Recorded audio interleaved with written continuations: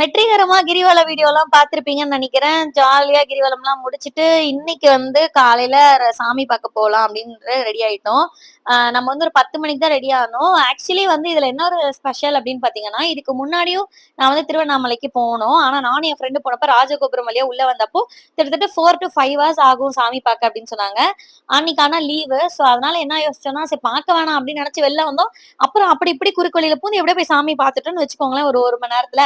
அந்த மாரி வேலையெல்லாம் பார்த்து தான் வந்து போன தடவ சாமி பார்த்துட்டு வந்தோம். ஆனா, நம்ம ஸ்கூல் டைம்ல போனோம்னா, ரொம்ப ஈஸியா வந்து சாமி பார்க்கலாம். நாங்க காலைல ரூம்ல இருந்து கிளம்பி கிரிவலம்லாம் முடிச்சுட்டு, சாப்ட்டுட்டு 10 மணிக்கா தான் கோயிலுக்கு போனோம்.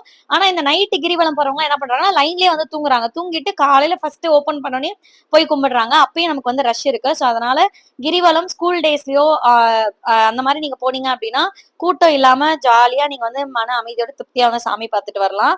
நல்ல ரெஸ்ட் எடுத்துட்டு போய் பாருங்க. அப்படிதான் நாங்களும் இந்த தடவ பார்த்தோம். ரொம்ப நல்லா இருந்தது. சாமி தரிசனமும் சூப்பரா இருந்துச்சு. வித்தின் ஒரு 1/2 அன் ஹவர் கூடயே எல்லாமே சுத்தி பார்த்துட்டு, சாமியும் பார்த்துட்டு, நாங்க வந்து வெளில வந்துட்டோம். அப்புறம் நாங்க வரும்போது என்ன ஆயிடுச்சு அப்படின்னு பார்த்தீங்கன்னா, போம்போது ஹைவேஸ்ல போனோம். வரும்போது அந்த அண்ணா ஏதோ வழி தெரியாம வேற வழியில வந்துட்டாங்களா, அப்புறம் நாங்க என்ன பண்ணோம்னா, அமைதியா வந்து தண்ணிலாம் குடிச்சுட்டு நான் வந்து கார்ல செமையா தூங்க ஆரம்பிச்சுட்டேன். ஏன்னா எனக்கு செம்மையான தூக்கம், செம்ம டயர்டு.